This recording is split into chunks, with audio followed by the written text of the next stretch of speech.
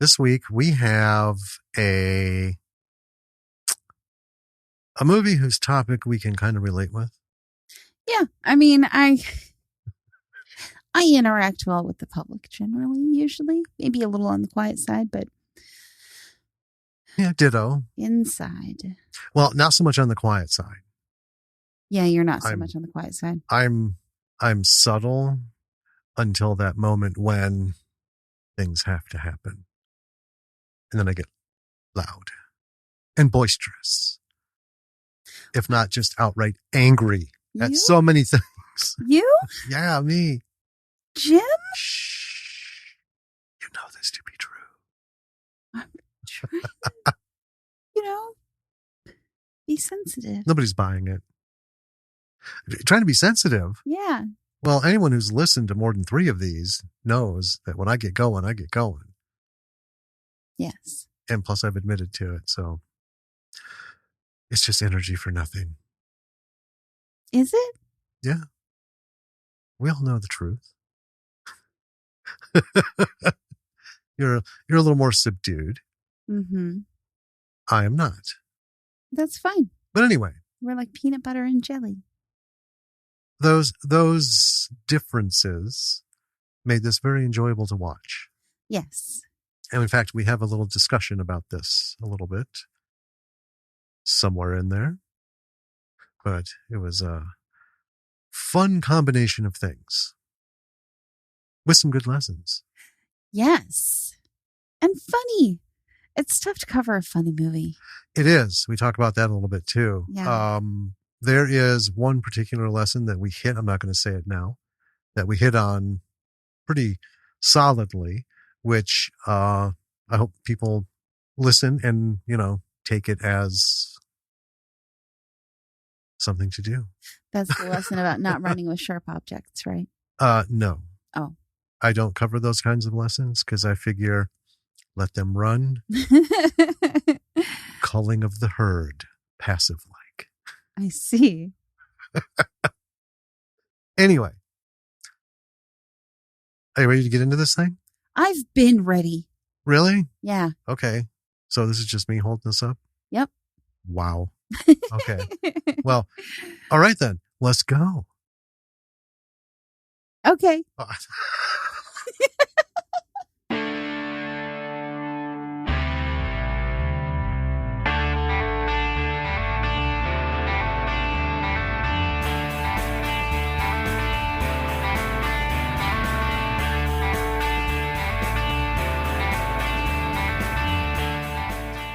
Hello there, B-Siders.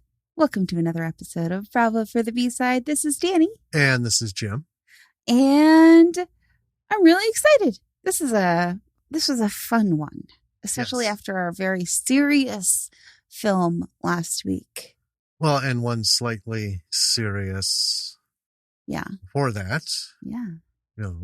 Broken up by, I don't know, stuff.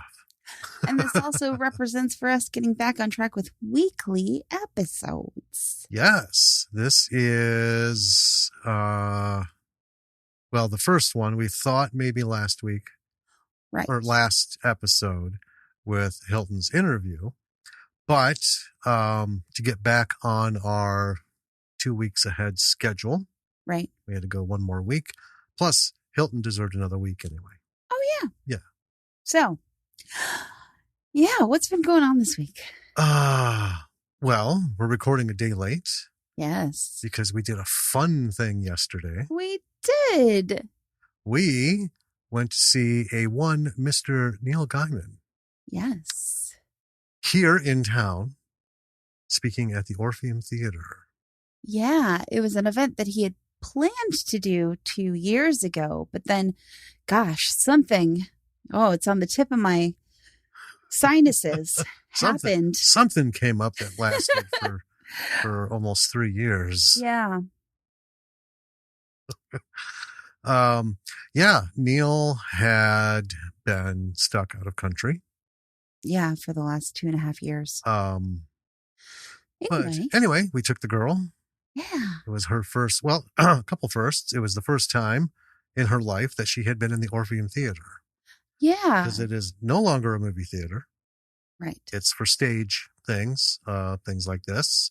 It's where we saw Mark Maron back in 2017 or Yeah. 18. 17 or 18. I can't remember. Yeah. But for people who don't live in Madison, the Orpheum Theater is like the oldest theater in the city. Right. It's right smack dab in the middle of downtown, our famous State Street. Built in 26. Well, finished in 27. Right. Construction was started in 1926. Yeah. As I learned when we were standing in the book line. It was a wonderful theater. Oh, and it's gorgeous. I mean, it's got the original seats, Mhm. those super uncomfortable movie seats. Yeah. About, 18 inches wide. Yep. Seats. And I was telling Lily, I mean, that's where I saw E.T., growing up. Yeah. Revenge of the Jedi, Heavy Metal, and a bunch of other movies because it's right on State Street. So it was, pretty awesome. Yeah, it's a beautiful old theater. I mean, when they've redone it many times over the years, 'cause it's, almost 100 years old now. Mm-hmm. They keep the gilding and the plaster and the old theater feel. I think we talked about when they replaced the sign. Yes. They had a sign made to look exactly like the original. Yes. Only it's LED and, modern. Because that sign, it was the original and it was rough. Well, had some issues. Yeah. So the original sign said New Orpheum Theater because the Orpheum Theater was built over, they raised the whole building. Yeah. And built the Orpheum over the old previous theater, which had been kind of in like a little house, basically. Right. And they put a sign on it to designate it as, bigger and better as the New Orpheum. Right. And then that met with a disaster. Yes. And then they rebuilt it and it was Orpheum, just Orpheum again. And thus has it stayed. For many, many years. Yeah. Until they just got the new sign that says New Orpheum again. Does it say new on it? Yeah. I didn't notice that. Oh, it does. Oh. They had it made to look exactly like the original 1927 sign. Well, it's a bit of a bummer that they don't show movies there. Kind of. Yeah. I mean, it's just so cool, They did open a restaurant. I think we talked about that many episodes ago. They opened a restaurant in the lobby. And curiously enough, when I was putting the stuff in, Quicken, it popped up. Oh. As I typed in Orpheum, it's Orpheum Restaurant. Oh, fun. I can't remember why or when. So we never ate there. I wonder if we ran in and got something. Because I think the lobby was part of the restaurant. Because it wasn't like somebody, hey, I want to put a restaurant in your building. Right. So I think we had gone in to grab something when they were open one day. I think it was I can't remember. I do not remember this. I don't know. But anyway, so that was cool. Neil read from some stuff, answered some questions. Yeah. And of course, we got some books and stuff that are signed. Mm-hmm.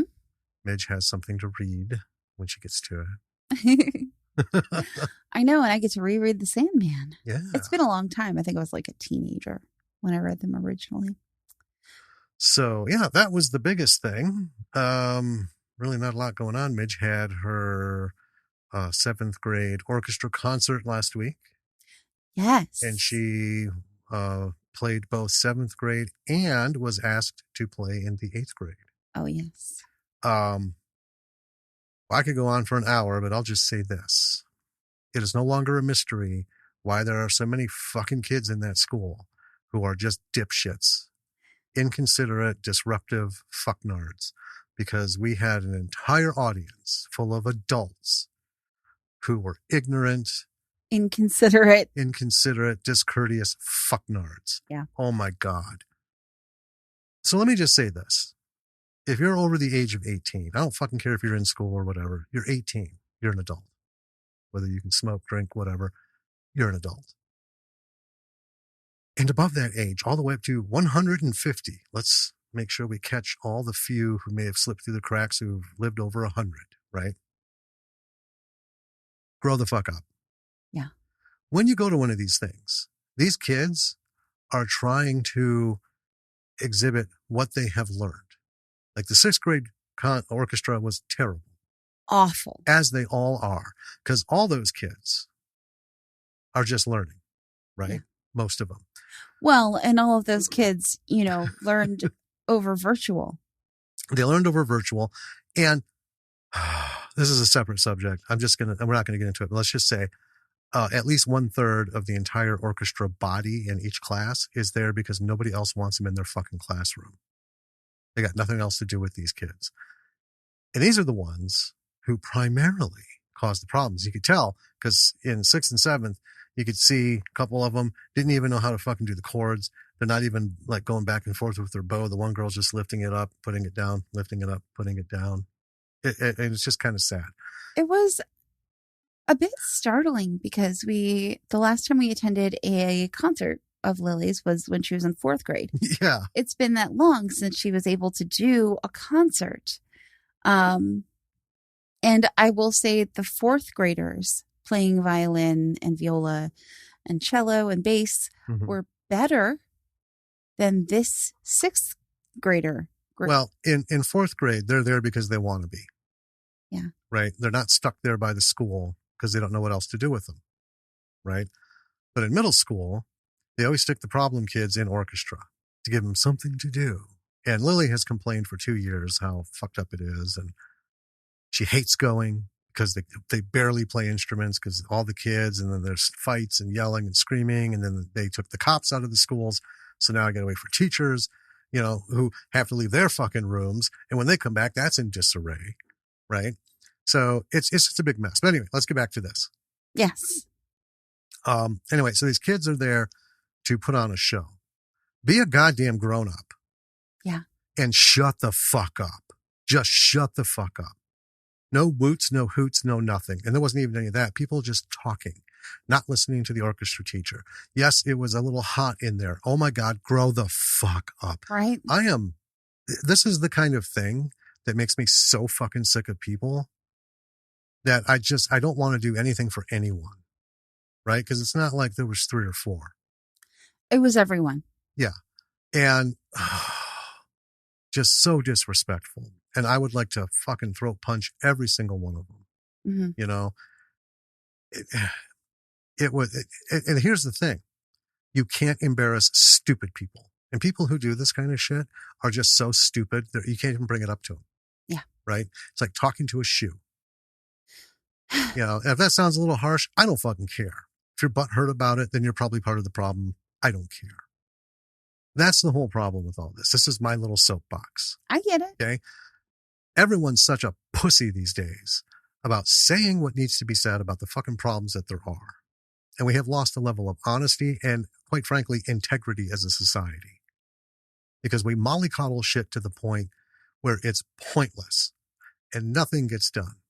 Well, and that's the thing. I mean, even Lily, we're strict with her, right? Mm-hmm. Especially when we go to events and, stuff's going on. Like we were at Neil Gaiman's thing. Yeah. Lily was uncomfortable. Her mouth hurts. She's just got an expander put in to prep for braces. Oh, yeah. Right? Yeah. She's thirsty. The seats are uncomfortable. She's very fidgety. It's a lot of people. She hasn't been around a lot of people like that in a very long time. Yeah. Right? Yeah. So she's sitting next to me and she's very fidgety. I'm trying to help, calm her, but she's not being an asshole. No. And that's the thing. It's about manners. It's about working like you're in a fucking society and having mutual respect, and this whole collective conscience thing. I'm sorry, New Agers. I was fully on board with that, but I think it has died. It died a long time ago. We should all be embarrassed at the state of everything in this country. Not just 1, 2, 3, or 4 things. Everything. Good and bad. Everything. Because the good isn't good without, some shit. Caveats. Yeah, attached to it. Anyway, so the concert, the 8th grade concert was much better.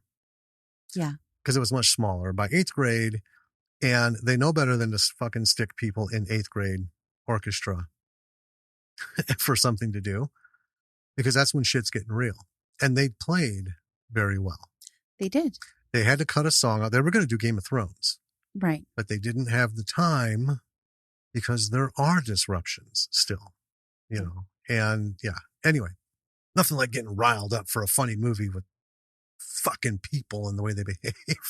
Well, I actually think it's kind of fitting based on the main character of this film. Oh man, I tell you what, 20 years ago, she was me. I was her. Because I had slightly less filtering than I do now. It's so funny. I have been the opposite. I used to filter everything. And now I filter a lot less. Am I rubbing off on you? A little bit, perhaps. I mean, I just don't have time for it. Without, naming anyone, we had a little bit of a familial kerfuffle this past week also. Yes. And whereas before, I would have handled the situation differently, which is to say I would have probably not actually said a whole lot about it. You would have stewed silently. Yeah. And then suppressed any engagement. Yes. Yes. But instead what I did was I went, oh, no, fuck no. And I let my anger be known. Mm-hmm.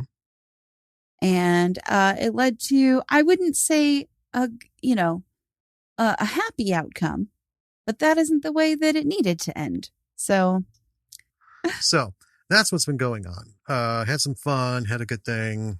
Human beings pissed us off. I think that pretty much sums it up. It became warm here. Yeah. Oh my God. We went from having the heat on to there was one day where I'm like, ooh, we can shut the heat off and just like have nothing going. And then I shit you not, people, the very next day, it's like, I got to turn the fucking AC on. Yeah. We went from 50s to 90s. Overnight. Over fucking night. And this week is supposed to be a little more normal. But yeah, it was high 80s or low 90s all last week. Not cool. Not this time of year. Not very cool. I don't mean that in a pun way. It's just not right. It's a good pun, though. And coming up, finally, the birthday bonfire. Yes. Fingers crossed. There isn't some sort of cataclysm like the park burns down or something. Yeah. Anyway, so all of this, surprisingly, does tie into this movie. It does a bit. I mean, it's, relatable, right? It is. So. Should I tell everyone what we're into? Yeah. Should I tell us what we're into? Tell us what we're talking about. I'll tell us what we're into. Everyone else can eavesdrop. All right. This week we are covering Sensitivity Training. It was done in 2016, written and directed by Melissa Fennell, starring Annalise Phillips, Jill E. Alexander, and Quinn Marcus. No rating. Now, the budget, you found this in the Sloan Film Summit case study. Yes. So it's under 300,000. It was done in categories. So this is an under 300,000 category. So it's not an exact budget, but hey, now you know they didn't spend 300,000 on it. Right. Or more, right? So the log line is: a misanthropic woman is forced into sensitivity training at work and forms an unlikely friendship with the bubbly woman assigned to be her coach. Now, you have a note in here. Right. Do you want to read the note? Yeah, so it's a quote from the writer director, and I put it in here because I thought it was actually a really good bit of advice from this woman who is, this was, I believe, her first feature. Yes. So the article where they were interviewing her, she said this, and I was like, this is actually really, really phenomenal advice. And it isn't something that anyone, that we've talked to has said on the show in terms of like, anyway, so I'm going to read it. Always keep in mind that with any feature, as the filmmaker, it's one of the longest term commitments you'll ever make. Tell stories that you're passionate about that only you can tell and that you care about enough to get up every day and work on for 5, 7, or 10 years. And I love that. And it's funny because that was a question that Neil Gaiman answered last night. Yeah. It's always like, what is your advice? What is your advice? And his approach to everything is just wonderful. And he just put it, if you ever want to become an author and make a living as an author, you can't wait until you're inspired to write. It's a job. Yeah. You got to get up every day and you got to put those pages in or you won't get paid because you won't get, your work won't get done. So that's, that demystifies that whole myth thing. Right. Right when you're inspired. Yes, absolutely. And then every minute in between. Also right when you're not inspired. Yeah. And I loved it because he's like, he picked up his book and he goes, these things here, these things called pages are full of words and they have to be written or you don't end up with this. That's the thing with movie making. Most indie filmmakers love what they do. Mm-hmm. But at the same note, like, David Keith will make no secret of it. Fucking hates the post-production. Right. It just is like, he just wants to put an ice pick in his head. But you got to do it. But he does it. You're an indie filmmaker, right? Until you make it high enough where you got a budget to hire a post-production crew. Mm-hmm. It's you, man. It's you or your brother-in-law or your friend who, took an Adobe Premiere class. Right. And kind of knows how to run the software. And then it's up to you to kind of explain what you want done and for the two of you to figure out how all that comes together and produces a digital product. Right. And we've run into it too. You suffer when you're not doing the stuff. Right. So we're no closer to getting our career further because we have made choices to focus on other things. Yeah. Namely the girl. Yeah. Right. We chose life over career. It's one of those things. And that I think that is okay because we've talked about it. You have to do it. You have to choose life first. Otherwise, you'll publish a book, write a script, make some money, get a thing, and you won't have your wife and kids around because they're like, fuck you, buddy, or, husband and kids or a partner, whatever. You'll be alone. So you have to learn to balance. And sometimes one takes a hit, right? Yeah. I would rather the career take the hit. Well, yeah. But we're going to be ramping. Summer's coming. We have stuff we want to do in the summer, but also kind of made it known, we're going to do some stuff. And that's just the way it's going to be. Yeah. So we're going to go back to, we're writing these nights come hell or high water. No more Monopoly, no more nothing. I mean, you got to take some time back. And she's old enough now where we can do that. Right. Right. Because, she's 13 now. She can entertain herself. She hides in her room most of the time anyway. So, yeah. But anyway, this is excellent advice. And again, this is for all levels of creativity, not just the writing and directing, but everything that you do involved in film. Whatever you're doing, the more you do it, the better you get. Yeah. It's a little different, I guess, doing post-production stuff. Like if you're just like a post-production person, you don't come in until the end. Right. Yeah. So you're not on the first bit of the long slog. But post-production in indie film takes for fucking ever too. I mean, COVID aside, it's still 3 to 6 years. Right. Minimum. Right? Yeah. If you want to be known for what you do well, you got to get your ass up. You got to do it. You're like, I'm so fucking sick of editing this movie. Or, you know, once it's all done, you're not done yet. You still have to market it.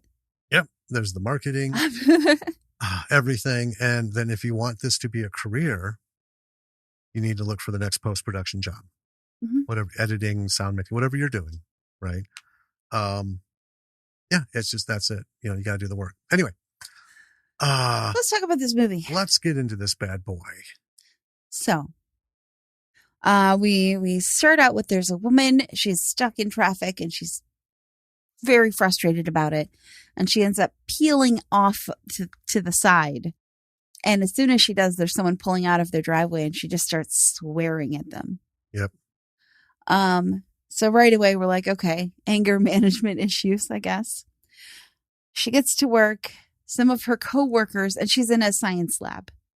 Some of her coworkers are looking at this like anniversary card that one of their spouses gave them. This is something really cheesy, like, I hope if you live to 100, I live to 99 years and 364 days or whatever. Something. So like I don't have to spend any time without you. And she's like, mathematically, that's incorrect. You know. Yeah. So how old's your wife? Right. How much older are you? It's to be fair. I hate those fucking kinds of cards. They're just the worst. It's lazy. It's ingenuous. Yeah. Disingenuous rather. Yeah. So. Yeah. We're just kind of getting a sense of what kind of person she is, right? Right. And then we see this other woman who is greeting literally everyone coming into a building, right? Good morning. Hi there. You know, personal stuff too. And then we see this other woman, she's talking to a guy about sexual harassment. And he's confused about what does and doesn't really equate to sexual harassment. And she's very patiently explaining to him. Yes. You know, it's in the trailer of him. So after all that, it's still sexual harassment, even if I say just kidding? Right. And she's like, yes, it is. And her boss comes in and they're talking and she is frustrated because all she gets is sexual harassment cases. So she is she's a sensitivity trainer, mm-hmm. right? And she's asking if she can take on new types of projects rather than just sexual harassment stuff. And her boss is like, well, pretty much all we get is sexual harassment stuff. But if something else comes up, I guess I'll put you on it. Yeah. And then we're back with the first woman. She's in the lab. And this other woman comes in with a bunch of books. And they're her books. And she's like kind of a publicity hound. She's also a scientist. You get the sense that like she's very full of herself. And our frustrated woman hates her. Like with a fiery passion. Yeah. Well, the book lady is a cancer researcher. Right. Yeah. And she's passing out books to all the people in this woman's lab. And then they're at a meeting later where it's announced that book lady has won a grant. Right. Yeah. And our frustrated woman, as I'm calling her right now, is upset about this because she wants the grant. And her research has to do with like bacteria. Yeah, it's a bacteria that's not being killed by like hand sanitizer, right? And stuff. It's surviving. Yeah. And she's like, this antimicrobial resistant this bacteria. This is going to be bad. Right. So as they're leaving, she lets off on Bookwoman pretty harshly. Like, just lets her fucking have it. I didn't write anything that she said I didn't down. either, but it's important to note that she just lays into her fake sign, blah, blah, blah, blah, blah. And then she throws one of these things. You probably fucking stole all your research from somebody else.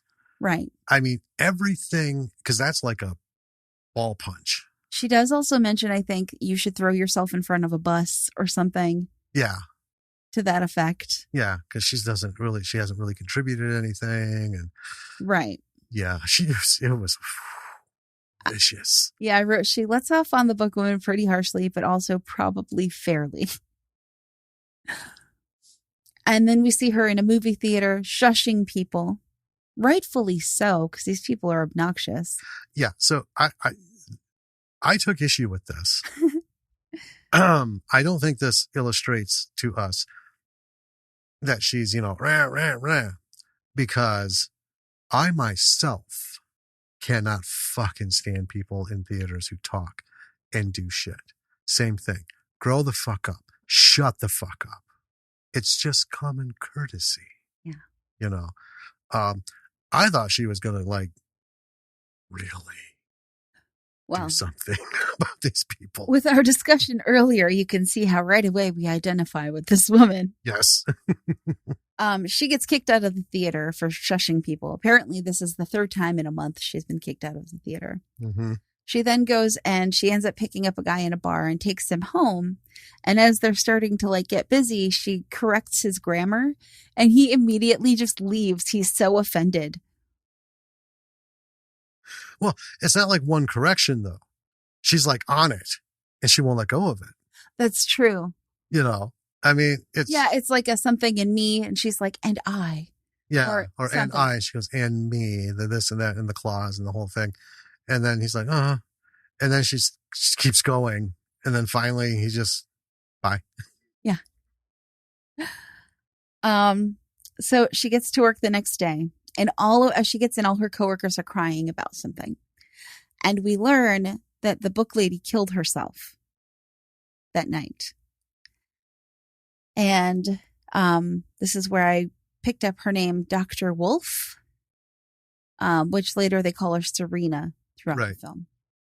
And as soon as she learns that the book lady killed herself, she goes, so am I going to get the grant then? Yeah, she just doesn't care. She doesn't know about the grant. And so the coworkers start blaming her for yelling at the book lady. And she's like, what did she? They're like, you said she should throw herself in front of a bus. And she's like, oh, is that what she did? And her boss walks in because everyone thinks that her railing on this bookwoman caused her to kill herself. Yep. So the boss walks in and says, you're being required to take intense sensitivity training starting immediately.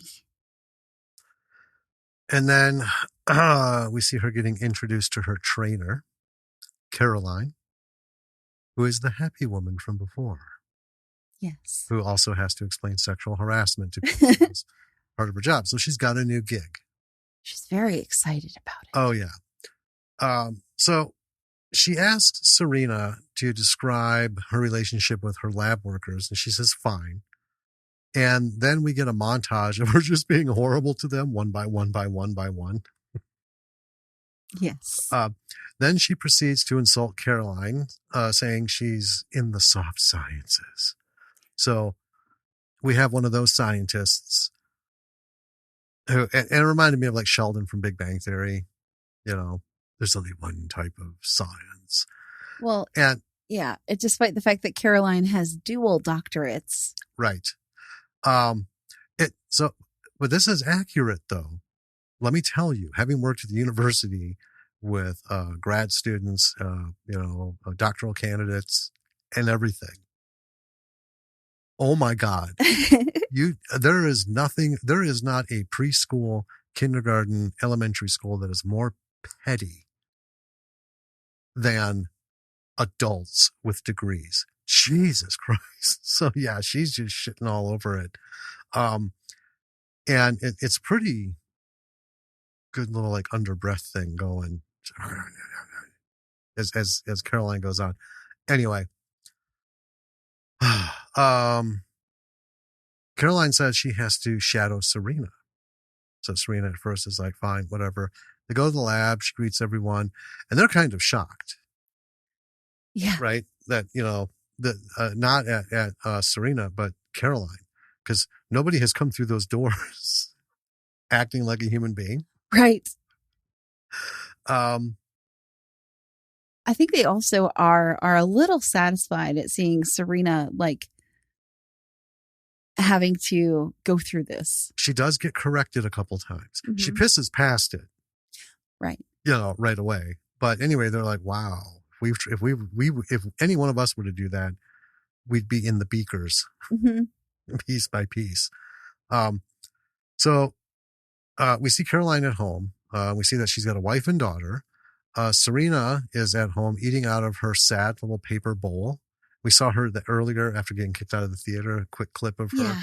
Just she microwaves something and it's a paper bowl, not even a real fucking bowl. No. A paper bowl. And she's just standing in the kitchen alone eating in partial darkness. The next morning, Caroline's knocking on the door. Surprise, surprise. Shadow means shadow. This isn't just a workplace thing. This is a all the time thing. Serena calls 911 to report an intruder. It goes nowhere because she's like, hold on, what's your name? And you hear the 911 operator, you know this person? So then they're in the car driving to work. Serena calls her boss to complain. He's not hearing it and hangs up. When they get to work, Serena finds out people are transferring to different labs because they just don't want to work with her anymore. Right. When she gets to her lab, she gives a little speech to the few people who were left, and she asks them to please stay. The ones that are there start to unpack their boxes. Apparently that was enough of an outreach to break through. Well, she does apologize. She says, I'm receiving help and learning to be more sensitive. Yes. Caroline shows Serena to the safe space that she made in an empty office for them to do their work. And it's fucking hilarious. It really does look like an ADHD room for like preschool kid or elementary school kids. Yes. It looks like a kindergarten classroom, miniaturized. 3 big whiteboards with just fucking happy faces drawn on them, squishy things and all the stress toys and stuff. But hey, whatever works. And Serena is a severe case. Yes. So, and then we get another little montage of like some first steps. It's just not going well. She's like popping stress squeezer things and having little fits and stuff in there. They talk about I feel statements.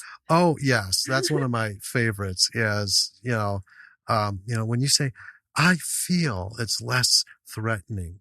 It's less confrontational because you're speaking from a place of you. And people are less likely to get offended. So then she goes, well, that's retarded. And Caroline goes, well, that's really offensive to a lot of people. She says, oh,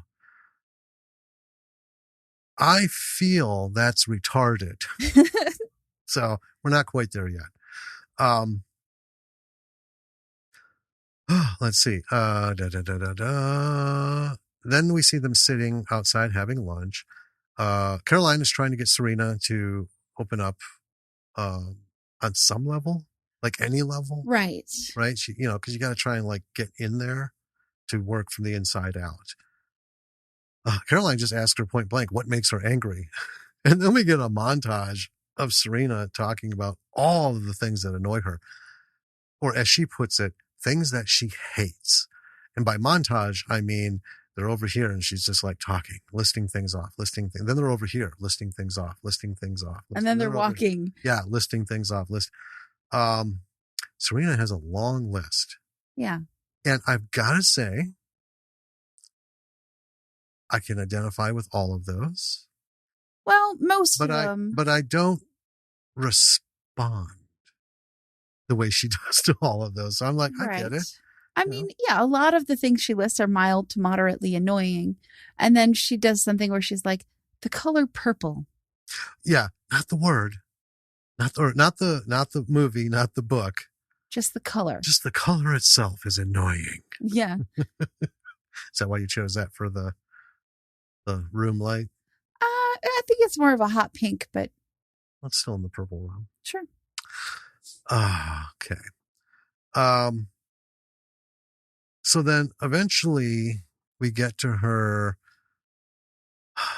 going nonstop with a slow pan to Caroline, who looks completely drained. So this is like the end of the thing. She's just like standing with her head pressed against the window. Yes.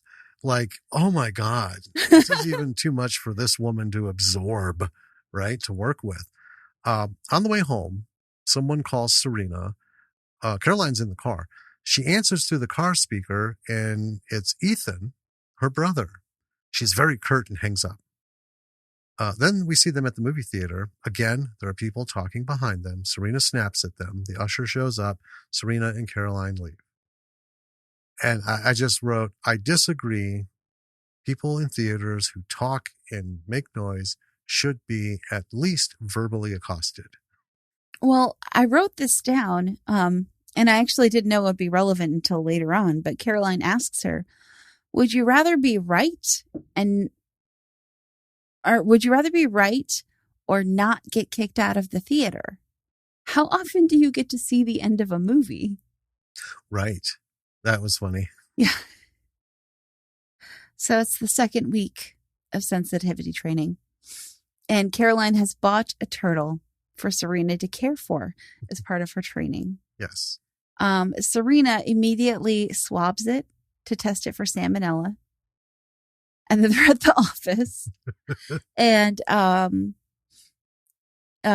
Caroline is coaching her on how to talk to her employees, being softer. And one of the things Serena says to her, are you even a real person? Or are you a schizophrenic hallucination? Should I be in medication? And Caroline's like, probably. Probably. Yeah. So, we briefly see Serena creating a very nice habitat for the turtle. So already we can see like she is softening a little, right? And we also see Caroline driving them to work, which is usually Serena. We see Caroline, and she's thanking Serena for letting her drive this time. And we learn that Caroline's child is in the back seat. Yes. They have a funny conversation. But her kid, I think her name is Maggie or something. I didn't quite catch it. Says that like kids are mean to her at school because she identifies as the color purple. Yes. Because she feels purple. And when they stop to drop off the kid, Serena leans back into the back seat and whispers something to this kid, saying, the next time someone's mean to you, tell them this. And then she whispers something. And we see the little kid's eyes like expand. Yeah, we're not privy to it. Right. Yeah. And then we see, while Caroline is walking her into the school, Serena calls her brother, who she was very curt with earlier. Mm-hmm. He's in town. So they're going to meet him. And he is about half Serena's age, right? What was it? How old did she say she was when he was born? Like 12 or something. No, it was like 17. She was old. She was almost an adult. Yeah, she was only child forever, and then... And she barely knows this kid. Right, there was no sibling time, because she was all... Yeah, she just knew him as a baby, mm-hmm. and then was off to school. Yeah. And he is very goth. He tells her he's left home because their parents kicked him out. Asks if he can stay with her. He's been staying with a friend, but it's cramped. And the guy he's staying with is a bad tattoo artist who lets him stay for free if Ethan allows him to practice. Yes. On him, which I thought, what a fucking arrangement is that? Right. So Serena will not let him stay with her. She instead writes him a check and tells him to get some blood work done. And as for their leaving, Caroline asks her if there's anything she feels comfortable doing to help him. If not staying at your house, is there something else? So then we see him joining them in the lab as an intern. And the staff are very suspicious. Right? Mm-hmm. Serena has been always like curt with this grad student that she has. Ellen. Yes. I just call her grad student. I didn't get her name until like the very, very end. Hands her a report. She's like, there were errors, and walks away. And you can see that this like hurts Ellen very deeply. Ellen is very like, she tries very hard. It's a little like just, to the side of the center line. Right. But being anyone who's been a grad student knows, right? And it's not always the case, but when you work with a bunch of grad students and you see that most of them endure this, it is rough, because your ability to get your doctorate lies solely in somebody fucking keeping you on as an assistant. And if you piss them off, they'll let you go. And once they let you go, most other professors are going to be very wary, right, about bringing you on. So you can fuck your entire career. And this poor girl up to this point has just taken it. Yeah. Right? In little bits and doses, because, there's all these things going on. Yeah, Serena dumps this on her, says there were errors in your report, and you can see it's been redlined all to fuck. Like 40 pages of scribble. Yeah. But then when Serena is in the bathroom, she sees through the stall Ellen come in crying and like tidying up her face. Right. Trying to make herself, put herself back together. And Serena feels bad about it. Yeah, she said something. Ellen did. I didn't catch it. She like does the water. She, dries her face and then says something and storms out. Right. And then we cut to Serena and it looked like she'd been just stabbed in the back of the head. Yeah. Right. So when she goes back, she like very awkwardly pats Ellen on the shoulder and just says, "Good job." Because that's something Caroline told her to do. Yeah. It's creepy. Like pedo in the library creepy kind of contact. Yes. They made it very clear how uncomfortable this is. Yeah.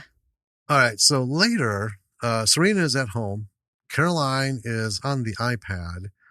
Serena has a Bluetooth in. And Caroline has her hide the iPad. You're like, what's going on? Well, she's having dinner with her coworkers. Right. And we've got and I appreciated this so much because of our little short. I know. Right. So this is a play on Cyrano de Bergerac. Mm-hmm. Right. She's gonna feed through the Bluetooth all the conversation and verbal cues, and also explain, the interactions going on. Sounds brilliant. It's really bad. Yes. Don't need to get into it. So after everybody leaves, Caroline's wife comes in, and she is not as jazzed about Serena as Caroline is. Right. I'll get it. They're not in the same field and stuff. So that night, Caroline is with Serena, having a drink with her at Serena's place. She mentions that Serena's dinner had impacted her group positively, and that likely led to what did I miss? Because they made a breakthrough on their resistant bacteria. Yes. So it was after that. Yeah, there was a little breakthrough. Yeah. And then, what the fuck did I? Anyway. Fast taking notes. So there was a breakthrough at the lab. Everyone was happy. That night, Caroline's with Serena having a drink, and she's saying that, your dinner impacted them positively. And that's what led to the success. It's that whole thing, right? good attitude, good work. We learned a little about Caroline. Sounds like she had a repressed life. Right. Serena talked about her stepdad, Glenn. She was booted out of the home at 18. She married her biology professor in college, while in college, who dumped her for a younger student. Yes. Wow. Also not unheard of. And then Caroline has them sit on the couch saying they're going to watch movies all the way through. Mm-hmm. That was her little gift to Serena, because she kept getting kicked out of theaters. Now, Serena doesn't have a TV, so all those DVDs are no good. They end up watching on a laptop. And we see Serena ripping on every movie. And some of it is it's just, her commentary on the ending of various films. right. Couldn't they just, so why does that have to? And it's funny because it kind of comes close to our analysis on some things, right? Yeah. And,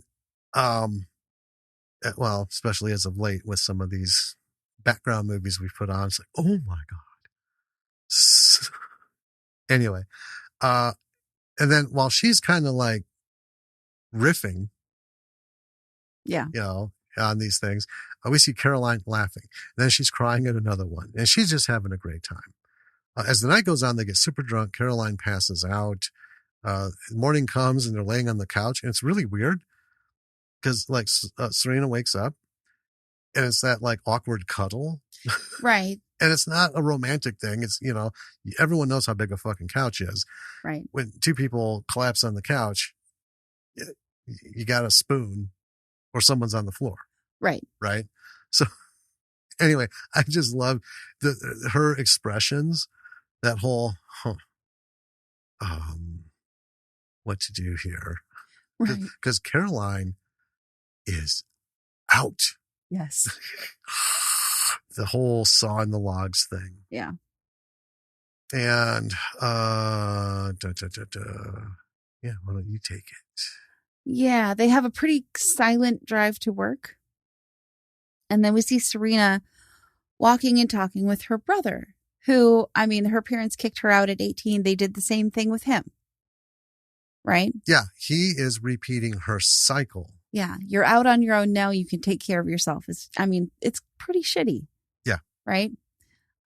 So but I noted during this conversation, she's smiling and laughing. She is. And then it comes down to why he did it. She's not laughing at him. Right. Yeah. But it's an amicable conversation. Yes. And she is like going on and on about Caroline. Mm-hmm. How great Caroline is, and all the stuff that Caroline's been teaching her.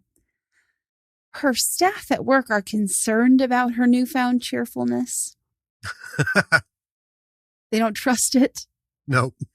And she also presents a proposal for a grant to her boss to keep their momentum going because they just made this breakthrough. And she does it so cheerfully. And as she leaves, it's so funny because his eye twitches in confusion.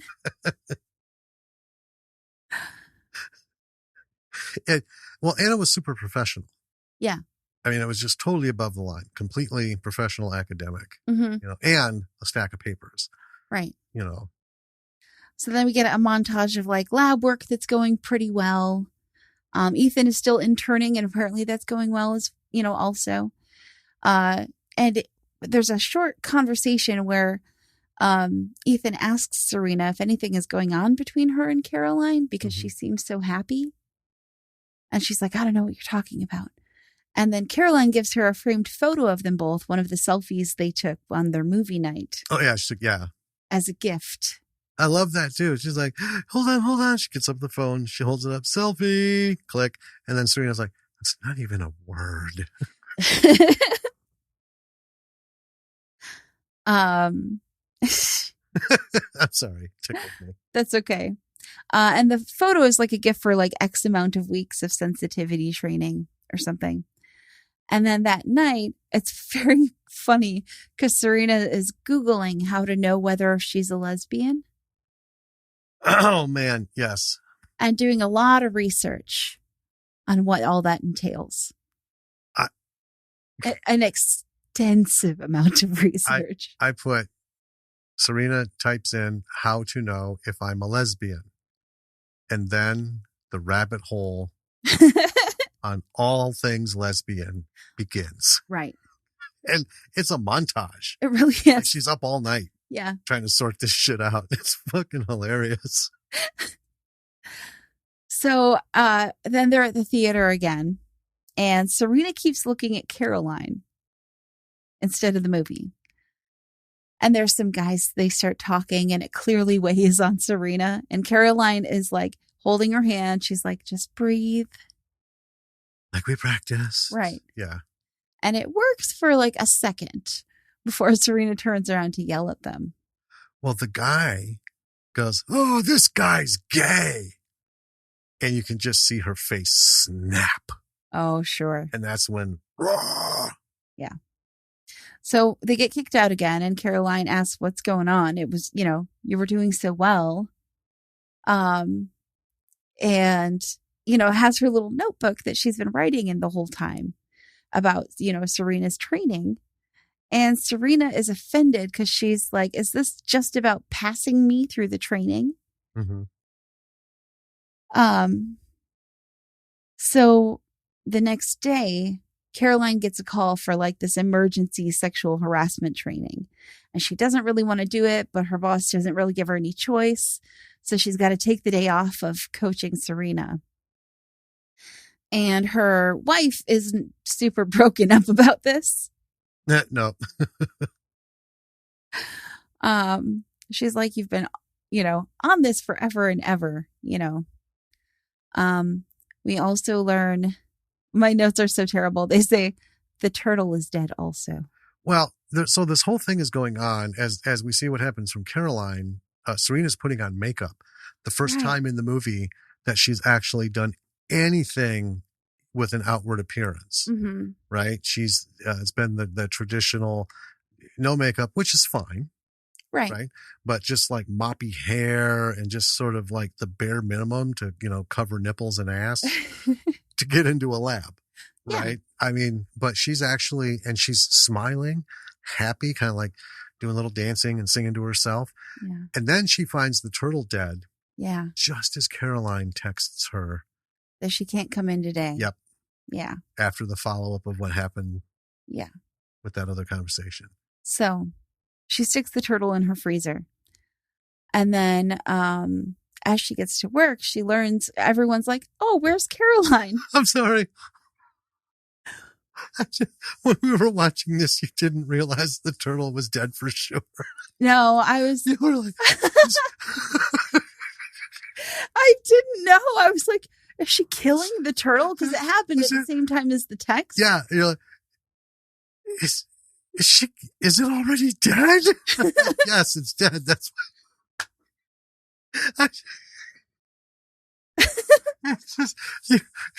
you gave this such a dark tone. I was like, well, I didn't know. I'm sorry. I just had to put that in. I wanted to share that. Thanks. Sure. But Serena's kind of upset as she's learning that like Caroline has been helping everyone else pretty significantly too, as they're asking where Caroline is. Right. Right? Because she doesn't feel as special. Right. Well, and the thing is, Caroline's helped these people with like a 2-minute conversation. Right. Just in passing, she's helped them because they're like normal people. Yeah. Right. And they're listening and they enact the things that she gives them. And yes. Boom. So, the kind of straw that breaks Serena's back here is they were doing so well with their bacteria, right? Mm-hmm. And they learned that some of the samples are resistant. One of them is Caroline's sample, which Serena swabbed her like the second she got into the lab, because any living person who can enter her sample size. Yeah, and one of the guys from the lab. Right. Yeah. So Serena has a big breakdown about it and just unloads on Caroline. Yes. Kind of in a similar way that she did to the book lady. Except with Caroline, it's a lot more personal. There's a difference between calling someone out and giving them righteous shit and being hurtful. Yeah. Huge difference. Yeah. And she's You know. hurtful. Oh, yeah. And Caroline gets upset and leaves. And we see that night Serena able to sit through a whole movie because she's crying while people are talking. Yeah. Well, it's part of the montage. Yeah. She's paper bowl eating, crying. Mm-hmm. Crying so much at the movie theater. I mean, I don't even think she's watching the movie. No. But she doesn't notice them. So, the next day, Ellen lets Serena know that she got an offer at another lab to do her grad work. And Serena tells her she should take it. I think this is in an effort to be supportive. But I don't think Serena realizes, that Ellen wants Serena to want her to stay. Right. If that makes sense. Right. Well, she's pretty clear with her. She said, this doesn't, I am not on a forward trajectory. Right. And I need that. So that's, it's not really a ploy, but it's a maneuver to say politely, you gonna give me some more fucking money, responsibility, and direction, or am I just here to be your bitch? Right. That's what it comes down to, in HR terms. Pretty much. Yeah. Meanwhile, Caroline is with 3 guys doing a sexual harassment training. And this is their second time in a sexual harassment training. Yes. And Caroline is, up until this point, Caroline has been unbearably nice to everyone. Right. And Caroline just lets these guys have it. Yep. She is about fucking done. Yep. With them thinking they can just sign a paper and be done, go back to being assholes. And keep signing papers every time it happens. It's just a free pass. Right. Yeah.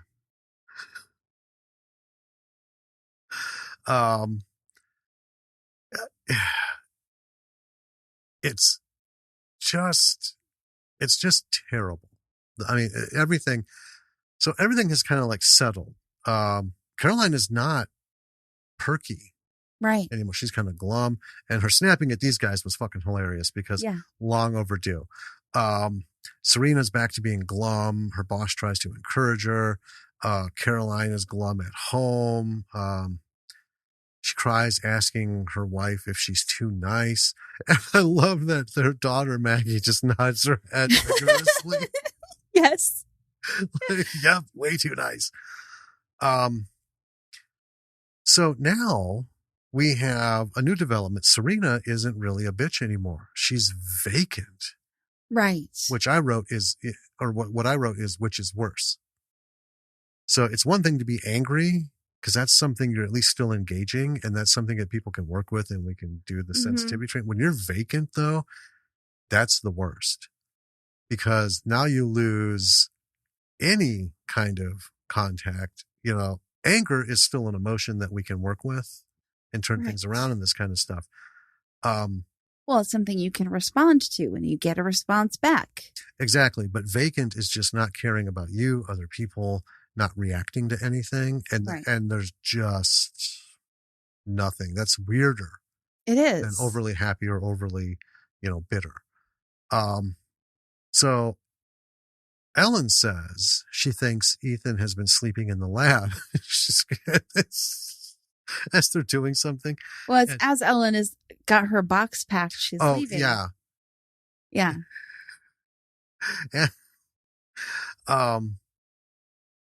Was it his sleeping bag and stuff? Yeah, she opens the cabinet. Yeah. His sleeping bag falls out. Just a hunch. So another morning, Serena's walking with Ethan and realizing they were both treated like shit by their parents, not just because of the 18 get out thing, but there's a whole lot of stuff going on. Oh, yeah. Right? And not really, I don't want to say they're parents, because they call him Glenn. Well, it's his dad, her mom. Right. They're half siblings. So then we see Serena driving with the frozen dead turtle. And then she goes to her parents' house. And right away, when these people come to the door, you can tell that they are just a fucking nightmare. Oh my God. Glenn is They're narcissists. Beyond that. He's like ultra dick in like extra fashion. Mom is a complete bitch. And they're basically like, well, life is better when it's just us. Yeah. So, I mean, how can you blame us? And there's just little like quick blurbs. I mean, these people are fucking horrible. Yeah. This is it. It's not really meant to be comedy at this point. Right. But I'm telling you folks, this is like, I think it was just dishing out, child abuse comes in all forms. Well, it does. And the things that they were saying that they did, to these kids, that is it. Yeah. Right. You can abuse a child without saying a word to them or laying a hand on them. You can do it by simply fucking ignoring them. Right. Right. And that is far more scarring psychologically. Well, it's because right. In different ways. Yeah. Anyway, it's all bad. And there was no abuse. Right. Well, she confronts them with the turtle and she's like, because of you, I can't even keep this alive. And it's a reptile. Yeah. It's not even mammalian. But anyway, these two were just fucking horrible. So she storms off. And as a result of that, she's had an epiphany. She's had a breakthrough. So we see her taking Ethan into her apartment. She gives him a set of keys. At work, she congratulates, not like peppy like she was before, right? Right. But she's kind of monotone, but it's sincere. It's not that vacant delivery that we had before. Congratulates a co-worker on the new formula, and he tells her it was Ellen's idea. And then Serena is at a Quidditch match because during the dinner, she was asked. Yeah, Ellen mentions that she plays Quidditch. Yeah, because Caroline's like, ask them their hobbies. She's like, Quidditch. What is that? Sewing? What is that? What is it? So she asks Ellen to come back. And Ellen asks for a promotion and a raise, and Serena accepts because she gets it. Yeah. Right.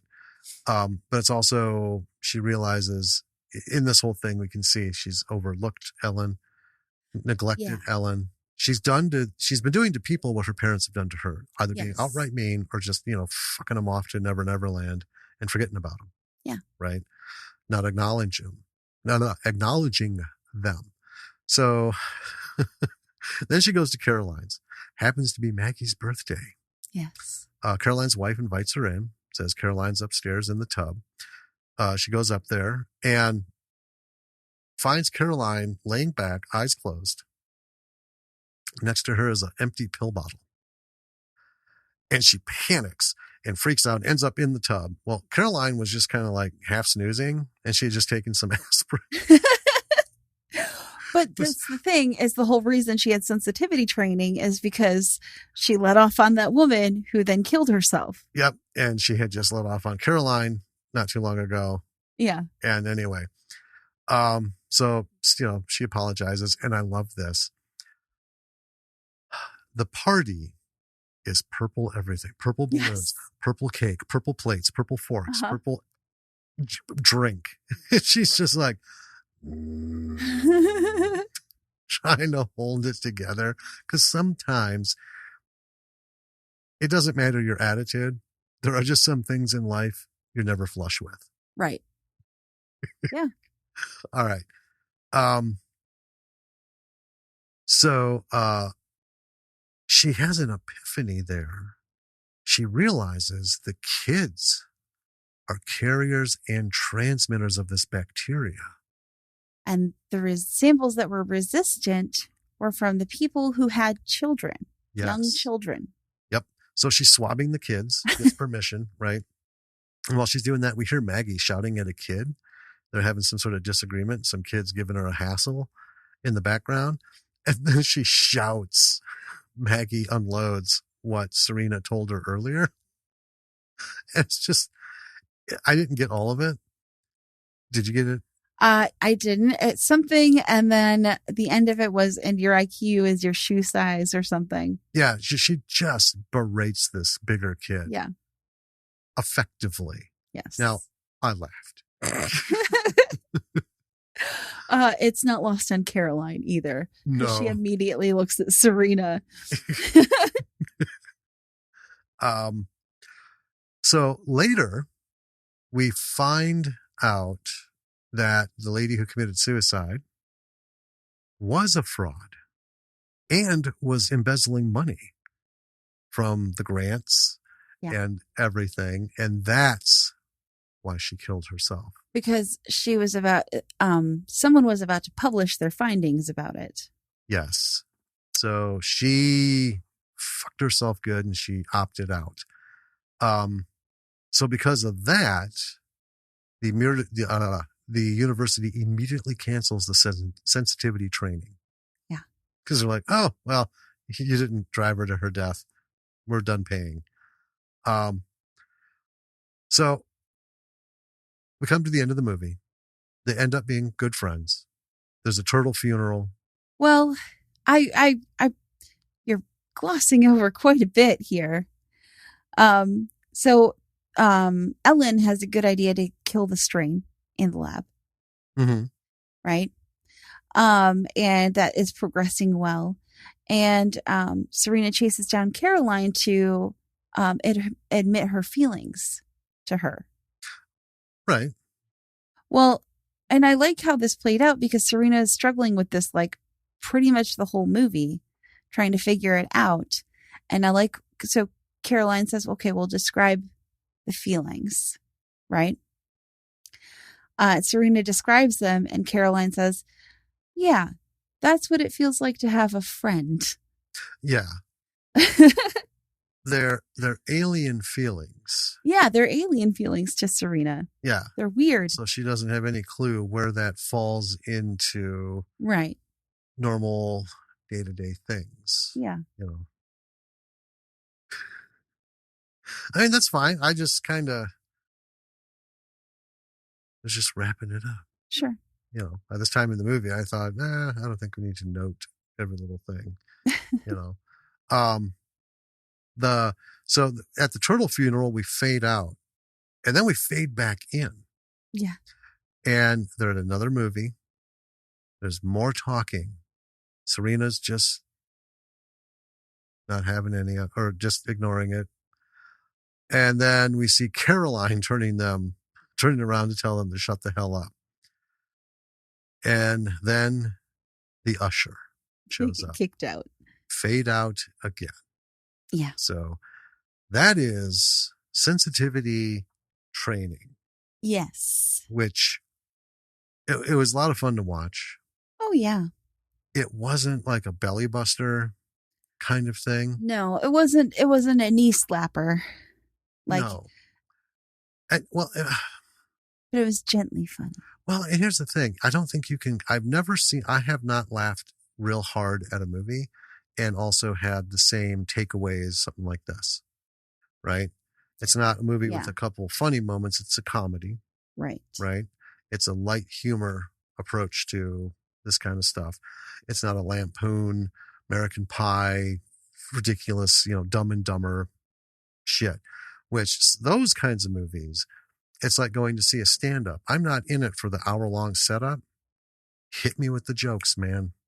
Hit me with the jokes, right? And all the good ones, Mark Maron. It's a story that has some really good jokes through it. And then you hit that end, and you're like, that kind of brings it all together. Yeah, like Patton Oswalt, who's coming to Madison also, but we're probably not going to get to see him. Got shit to do.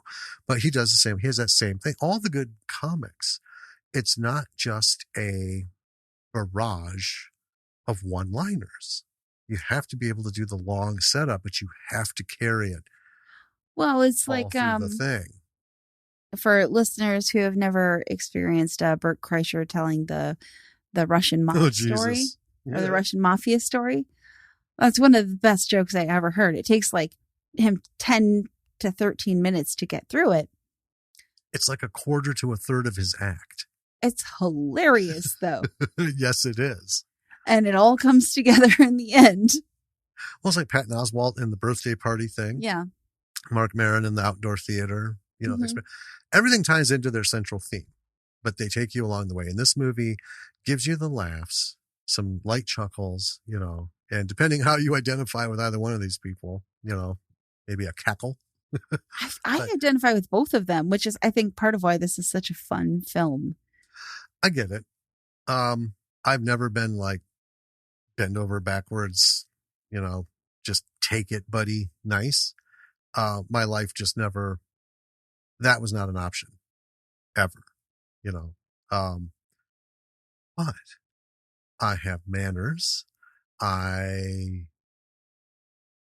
am polite to the point of, you know, maybe do a little extra, you know, simple things like going in, you know, to the restaurant after Lily's concert. Mhm. Took your mom out.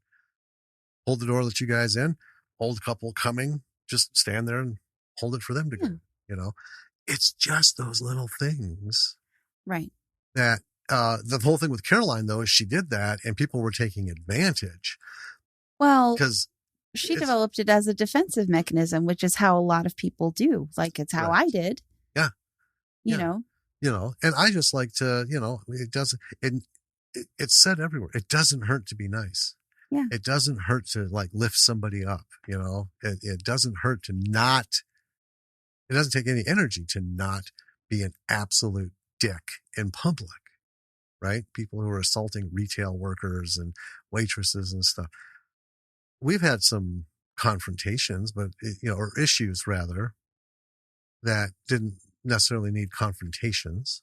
But then there have been those moments when it's like, okay, we're going to solve this. Yeah. You had your chance, right? When diplomacy fails, just get it done. Yeah. Kind of thing. But yeah, Caroline is the epitome of, yeah. Now, here's one thing. Let's get into this. Everything about this, another one, there's one thing to pick out. The direction was great. The writing was great. The actors were great. I mean, it was a film by all meaning of the words.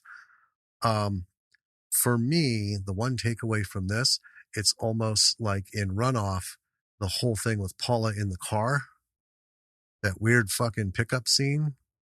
Okay. Right? Family friend, you know, the husband and the family friend are in the pickup. Right.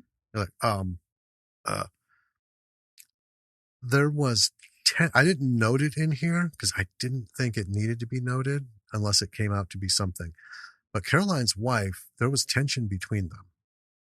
And I don't think it was specifically because Serena was taking her time. I feel like there wasn't like a real validation of her work, or she wasn't bold enough to say what Maggie says, you hope you're too nice, you know? Right. Cause she was kind of bitchy and a couple times, like when, when she was working, looking up something, she's just kind of like huffed and got up and left. It never became anything. There was never like a big, long discussion. There was never a confrontation on that. So I felt like maybe there was, and it got edited out, but these little remnants didn't get scraped off completely. That's how I felt about that. That's my only criticism is I think it seems like there was an attempt at tension and I didn't think it belonged. Okay. I think Caroline had enough going on with Serena, and Serena's actually the focus, right? Right. So her side tensions that weren't even tensions. It's kind of the thing. Like the whole Ethan thing wasn't a problem. You know, just, you know, here's a check, fuck off. You know? Yeah. Being forced to deal with it, I think, is her story. Caroline becoming more like Serena is Caroline's story. I just didn't feel like a marriage issue belonged. I felt like it was there. That was Well, it. I mean, I saw it as her wife, who I, never caught her name, but, um, Yeah, I didn't either. Caroline's job was kind of a, your 9 to 5, it's sexual harassment training here, da da da da da. And then kind of like the second Caroline got literally anything other than the sexual harassment, training, she was on top of it, right? Right. And it was taking up much more of her time than her job ever had. Right. And I think that was part of the tension with her wife, Oh, that was definitely part of it. Yeah. But I feel like there was maybe something a little more. It just felt like the the actor playing her wife was bringing a little more to the table than, oh, you're not done working. You know what I mean? Sure. It seemed like a real emotional conflict. And I was looking at it, and I was thinking about, well, maybe she's just pissed off. I'm like, well, that's kind of a really weird way to show it because, you know, as an audience member, you're not going to get me on her side. It's like, well, why don't you be supportive of your wife? She's doing something that makes her happy other than talking to guys, telling them not to talk about dicks in front of women or trying to grab asses Right. or pinch nipples, because that's literally what these fuckers were brought in for. It's not like the odd comment, right? Some of them had hands-on, assault. So yeah, if you're going to portray this character as a spouse who can't be happy for their spouse, even though it entails more work or something, then I'm not interested in that character. Sure. You can fuck her off to the side with a check as well. Just didn't seem like it became anything, and it just seemed like an odd. And I think it would have survived well without it. That's my only criticism of this whole thing. I think the tension between the two is just not necessary. I don't think it built into anything. It certainly didn't help Caroline. Right. Right? Because they never had it out. It didn't give her and I did think that was going to happen. Where instead of sitting there taking it, bam, the Serena in her was going to come out. Then I thought, well, so what? Now we're going to have spousal arguing, and maybe it was written and they're like, oh, that's terrible. Cut. I don't know. Anyway, that's my only criticism. Sure. What do you think technically or otherwise? I thought it was quite good. The style of filmmaking was kind of interesting to me because it was like a little sitcom-y feeling, right? But it was a film. It did feel like a multi-camera sitcom. Yeah. Didn't it? Yeah. But I'm not, that's not a criticism. Not in a negative way. No, I think that lent to the, just the overall feel of the film, which is kind of like this lighthearted, growing as a person, lessons learned, they're like. It made the transitions more natural. Sure. Because when they were talking and having a thing, you can always tell when they have to reset and do a take, right? Because now they got to film they got to do the reaction shots, and he might have a line. And you can always tell because the jaws don't match the word movement. They go with one line of dialogue. Yeah. From all the takes. And then they, just bring this other stuff in and they're just mouthing it or saying it. But this was like a live thing. Yeah. Where anyone's reaction to her when they did the cut was like, wow, this is like real time. Right. So it added, just that feel to kind of set you up. It's a more comfortable comedy thing, I think, to me. Yeah. It's a very kind of relaxing feel. Yeah. To a film, because the way that you watch sitcoms isn't like, the way you watch films is pretty active. I think if you're not on your phone the whole fucking time, the way that we watch films is pretty active. Right. Right. Even bad ones. Yeah. Maybe we're weird in this, but the way that we watch shows is, I feel, a little more passive. Right. because we don't feel like we need to be as 100% engrossed in it. Right. And especially the sitcoms, even if we haven't seen the episodes yet. Right. Yeah. And it's just like, I don't know, it's just a much more chill way of. Well, I think it's a feeling? psychological Yeah. thing. A movie is a finite amount of time in which you go in knowing a variety of things are going to be thrown at you, and you don't want to miss it. Mm-hmm. And it's like you have 140 minutes, right? Right. That's a long time. Or 120 or 90. About an hour and 40 minutes. Yeah. 140 minutes is. I know. Okay. Anyway, anyway, you only have this time, and that's it. So you got to make the most of it, right? And that's what we go. Most people go is to soak whatever they're throwing at me, and we pay attention, we focus, and we are more active, and in our viewing. Right. I mean, we don't sometimes physically, just gotta like wiggle the shoulders a bit or something, or just like an adjustment, because this is like, going. With a show, though, I think we go into that side psychologically in the back of our head is this is a slow burn. Right. Right. In two ways. One, got 23 minutes, 22 minutes of show minus commercials. I don't have to pause this to walk to the kitchen and grab a snack. Right. The sitcom stuff is going to be like beginning stand-up. Mm-hmm. It's not a big, long setup. It's quick.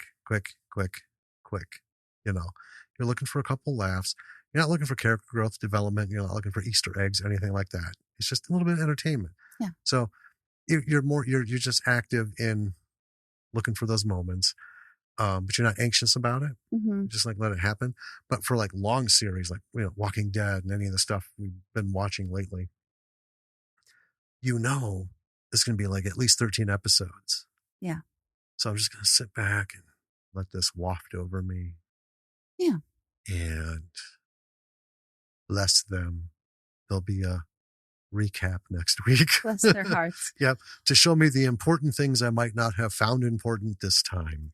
Yeah. And then we move into the next chapter, But, I just thought that was an interesting way to film this movie, was in that style. Because I felt, even though we were taking notes and stuff, and normally with comedies, I get like very anxious taking notes because I'm like, I can't write down all the funny shit. But I didn't really feel that way. It was still quick. We had that discussion that not getting a lot of this is hard. Right. But I didn't feel bad about it. Right. Well, and it wouldn't translate. Yeah. We've mentioned a couple things that are mostly in the trailer. But just because of the style of the film, like I felt a lot more relaxed watching it, which I don't know, psychologically thought that was kind of interesting. It felt more organic. Yeah. Like I said, when they did cut, right? They got 3 reaction shots while she's going off in the lab. You could tell it was real time. It just felt more natural. It felt organic. And that's the other thing too, in expensive, comedies where they're just going for laughs, you almost feel pressure, right? I got to pay attention. I got to understand why I'm expected to laugh. Yes. And I've kind of like, on some of them, I'm not going to lie. I like all kinds of humor. We talked about it. Sure. I like stupid humor, pointless humor, pie in the face, old vaudeville shit, up to, Dumb and Dumber and stuff. Everything has its place. Now, I'm not going to say they're all good. I was itching to watch Beavis and Butthead the other day. So that was hilarious. I know. It's not on any of the channels. Thanks, Miles. Miles' episode. Miles at the Distant podcast. Yeah. As we're recording this, was doing Beavis and Butthead. And it made me want to watch Beavis and Butthead, but it's not Across America? Take America. Take America. No, Do America. Do America. Beavis and Butthead, Do America. And then, got your Coles going, and then not out there anywhere. Even the show wasn't anywhere, because I was like, the movie's obviously the tour de force Yeah. of the Beavis and Butthead, pantheon. But the show was fine too. And there's nothing wrong with that. We've watched Family Guy, King of the Hill, so many things, a Futurama, I honestly, I had a hard time with Simpsons. I have seen probably, God, how long has it been on? So I would say maybe 1/15 of the whole thing. I enjoyed it as a kid, but as I got older, it was like they try too hard. It was hit and miss. And I just gave up. It's like, too many misses and I don't have time for this. I get it. Because it's that same thing. Even though I'm chill and I'm letting this come at me, right? It's still 30 minutes of my time that in the last, 8 weeks, you haven't done anything to make me laugh. Well, we're done. We got to part ways, right. But I mean, everybody likes what they like. And, you just got to be honest about it. Some humor is not all humor is intelligent humor, potty humor, vulgar sex humor. It has its place. Sometimes it's funny. Yeah. Sometimes it's not. But you can always tell when this is like 30 takes because it's got to be right. It's got to be right. It's like a stunt scene, a complicated stunt scene. It has to be just right or it's not going to go.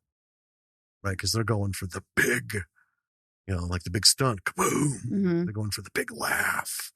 And it doesn't always work. And sometimes it just, I feel labored sitting through some of these movies, I get it. And something like this, I'll take a steady stream of light chuckles and, yeah. It felt like it took a lot of the pressure off. You know what I mean? Yeah. Yeah. And she wasn't like super, the name just as good as it gets. Jack Nicholson. Did I ever watch that? He's that horrible writer. I mean, he's just fucking vicious to everybody, man, women, and children. I mean, I'm aware of the movie. I don't think I've ever watched it. Okay. He makes Serena look like Mr. Rogers. She wouldn't stand a minute with him. He is despicable in that. Anyway, that movie, overall it's good, but there was a point where it wasn't funny anymore. Sure. You know what I mean? It's like, this is just mean. Yeah. Meanness. And it didn't feel that. And you could tell the shots completely separate and framed and, everything, nothing organically flowing, or at least not as often as this one. So, however they did that it was a good shot. I want to talk about the writing. Please do. It's tough to write comedy. I don't know. Maybe it isn't, but it's tough for me. And so I have a special respect for anyone who can write comedy and make it actually be funny. And this was funny. And not only that, relatable. And like the dialogue was believable. And yeah. We have had this discussion about not writing comedy. Yeah. We've actually had this discussion with several producers. And, and we're like, well, be honest, this is what we're looking for. And it's like, but, we would, if you came to us with a job writing on a sitcom, we would pass. They're like, why would you do that? Because we can't fucking write comedy. Right. We're not comedy writers. It's no mystery that comedy writers and comedians go together. Like PB&J. Yeah. As in a lot of stand-up comics were brought in, like, look at The Office. Oh, yeah. Like Mindy Kaling wrote a bunch of those episodes. They were comedians. Yeah. And if you have somebody who's funny, you bring them in. Look at Tim Allen, Home Improvement. He had this whole thing going for years. And they're like, hey, we could make a thing off this routine, but you got to fucking write it. Yeah. We can't, they bring people in because they're not going to dump millions in, right? Just like we were told Well, you're going to have like people in the room with you. We're like, well, no shit. But, for our series, we got to write it because it's our fucking series. But when it comes to comedy, you got to have people who know how to be funny. Right. And that's a thing you can't fake. And when they try it, you can see it. Bad. It's Right. bad. Right. So we've written funny things, humorous moments, but I couldn't carry 22 minutes of laugh track. Yeah. I mean, we write things that are funny, but we don't write jokes. And to do it week after week after week after week, or to try and carry a 90 to 120 page script. Right. Yeah. So like our zombie script is campy, which is different. Mm-hmm. Right. But we have some jokes in there. Not a lot. It's funny because you call them jokes. I'm like, I would say funny moments. Yeah, funny moments. I mean, we set it up as, it's not like knock knock, that point blank, but it's moments that peak above the camp. Sure. Right, as their own humor. Moments that elicit a giggle from us and hopefully from someone else. Right. But I'm not too concerned about that. But it's to kind of keep things from getting like super, because it's as dark as fucking dark can be. I mean, at its core, dark, yeah. It's, you got to put some levity in there somewhere, somehow. Yeah, you do. But anyway, comedy. It's hard to watch because it's hard to take notes on, like I said, it doesn't translate. Yeah. So why talk about it? Plus, while you're trying to decipher it, a bunch of other shit's going on. Right. What I call the actual story. Well, and here's the thing. I posit that this was well written, because if it wasn't well written, the jokes wouldn't be very funny, or they would be, far and few between, and we'd have been able to write them all down. Right. And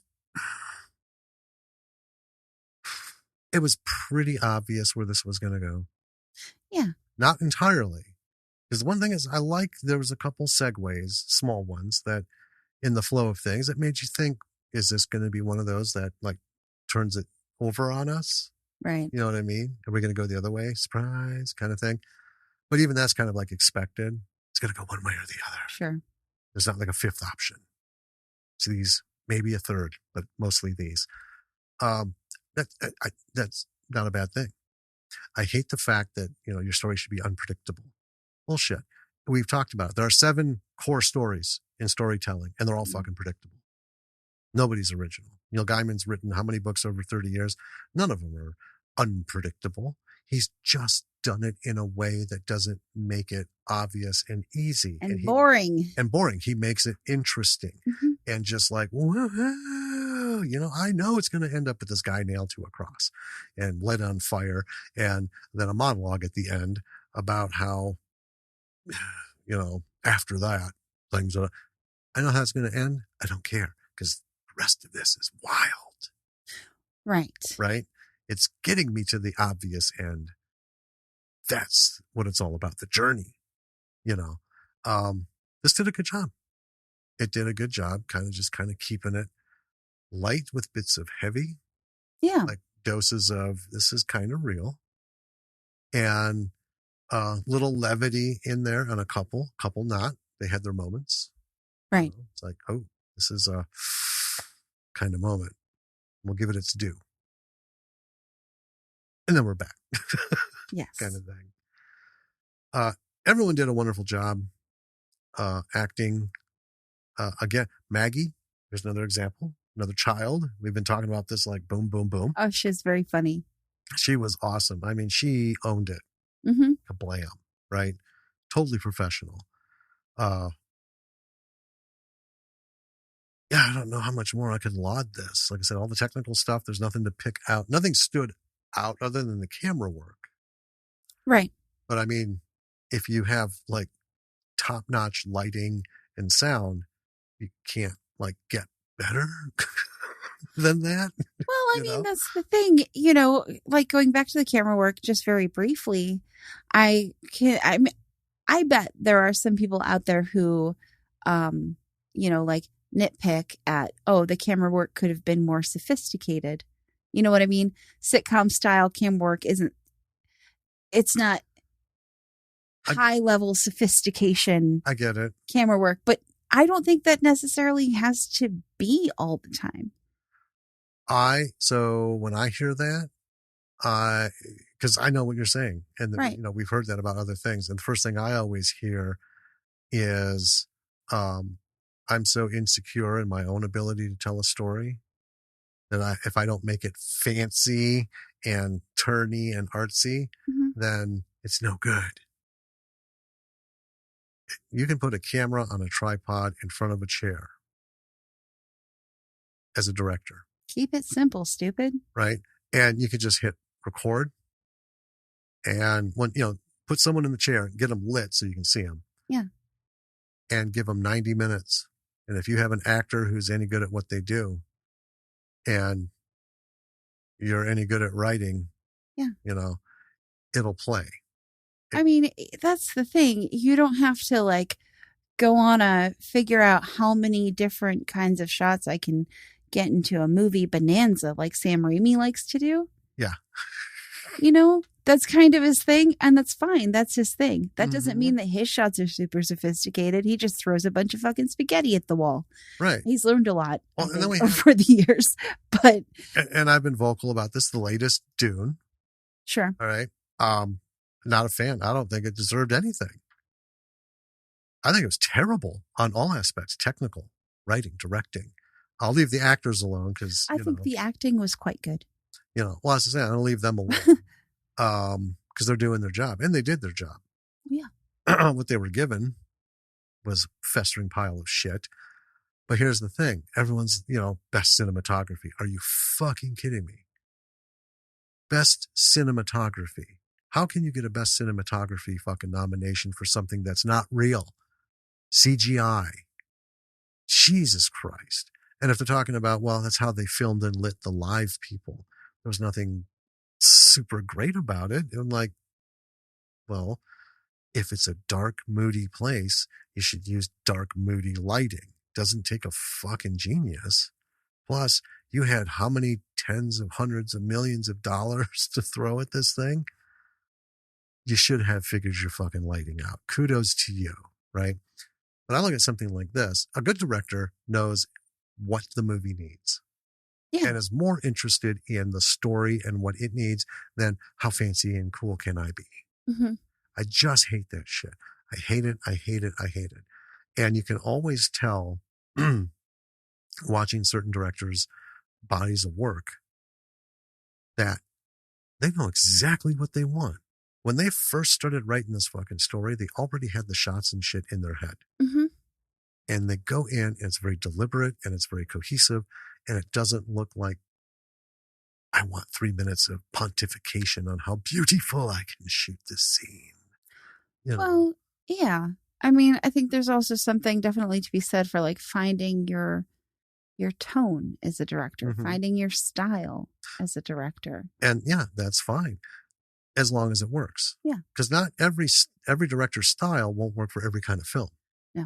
Now, in A-listers, that's a major problem because these fucking guys are directing sci-fi, fantasy, romance, comedy, drama, thriller, noir, Everything. Yeah. Everything. All the stuff. Now, the indie guys, they usually stick in their realm, right? And occasionally they'll be like, I've been doing this for too long. I need to make something different so I can feel it full.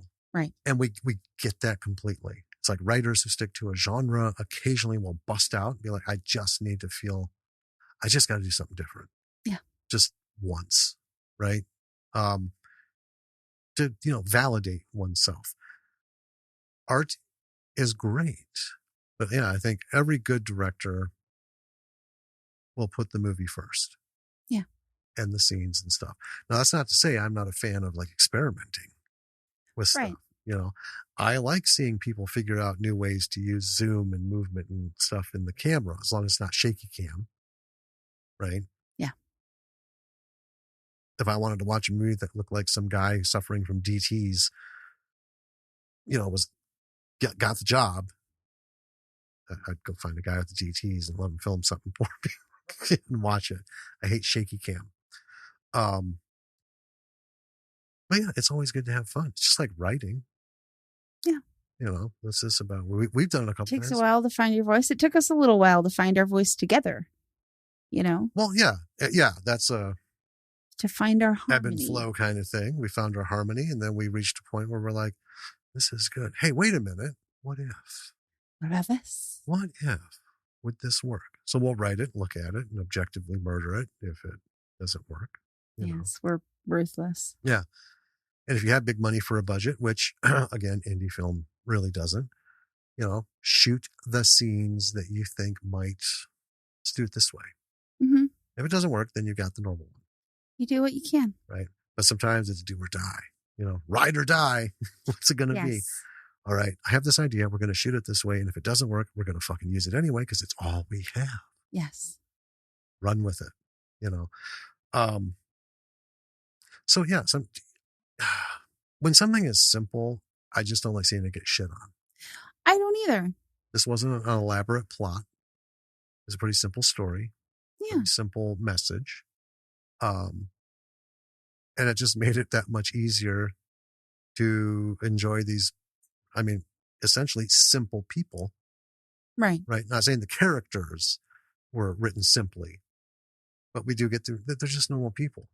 Yeah. She's not like a Nobel Prize winner suffering from something, and she's not some, I need to make my place in the world of psychology. No, she hates her fucking job. She'd like to do something different. The other one's just a complete bitch to everybody. Yeah. And needs to tone it down. Boom. Discuss kind of thing. So, good lessons on, camera work. Visually telling a story in a simple fashion. Yes. And the way this one was done, both of those work together to make it really comfortable. Yeah. Engaged. Right. Without looking for the, connection. I don't think I have any other notes. There's only so many compliments you can give to a movie. Not saying that, it didn't suck, so that's the only compliment I can give it. It was a good movie. There's just, it checked the list. Yeah. You know what you do? I know what we do. Do you? Do you go to our website? Yes. lordsofmisruleproductions.com. I did it. Nailed it. Everything is there. You guys know it. The blog, which is mostly the posts, and podcast page, the merch store, BF McGillicuddy, Facebook, Twitter, YouTube, Patreon, emails, links to all the platforms. It's all there. Check it out. Yeah. And whatever you're listening to, please like, subscribe, review if you want to. Reviews don't actually count, which I think is stupid. They just want the stars and shit. That's dumb. That's all the algorithms. Yeah.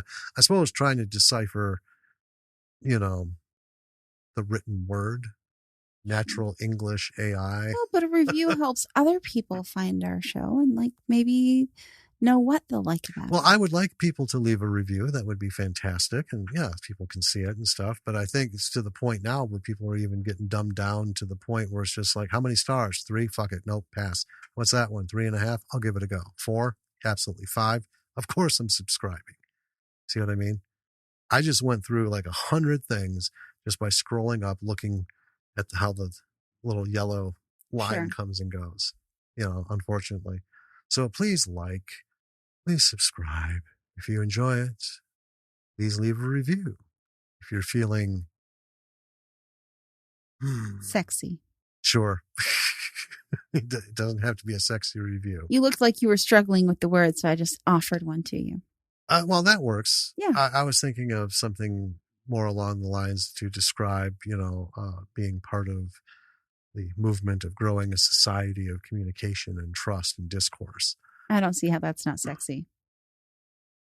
Well, I'll take it. That'll work. Yeah. Check everything out. Check our followers. check who we're following. You know the routine, folks. Yeah, do the Get out stuff. there and find your creatives. And we'll just be at you with another movie Next week. in a week. Oh, I'm so excited. I know. I love doing this normally now. Yes. Feels good. The routine is back. B.F. McKilligoody will follow suit soon. Yes. We'll be all over it. All over it. So with that. Hey. Yeah? Have a great week. Sure. Until next time. Should we tell that to them? Yeah. All right, B-siders, have a great week. Until then, this is Danny. And this is Jim. Talk to you then. Bye. Bye.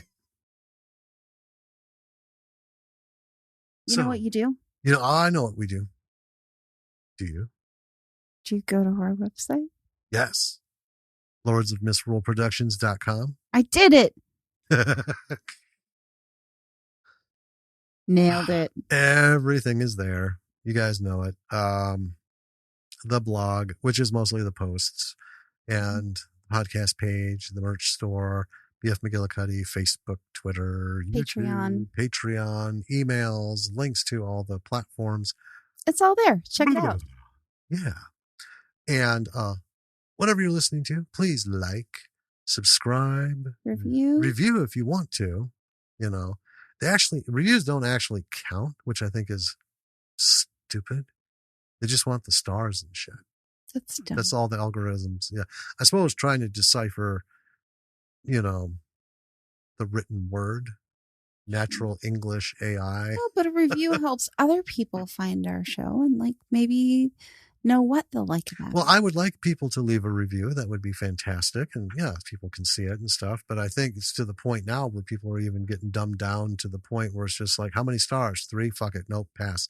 What's that one? 3.5? I'll give it a go. 4? Absolutely. 5? Of course I'm subscribing. See what I mean? I just went through like 100 things just by scrolling up, looking at how the little yellow line comes and goes, you know, unfortunately. So please please subscribe. If you enjoy it, please leave a review. If you're feeling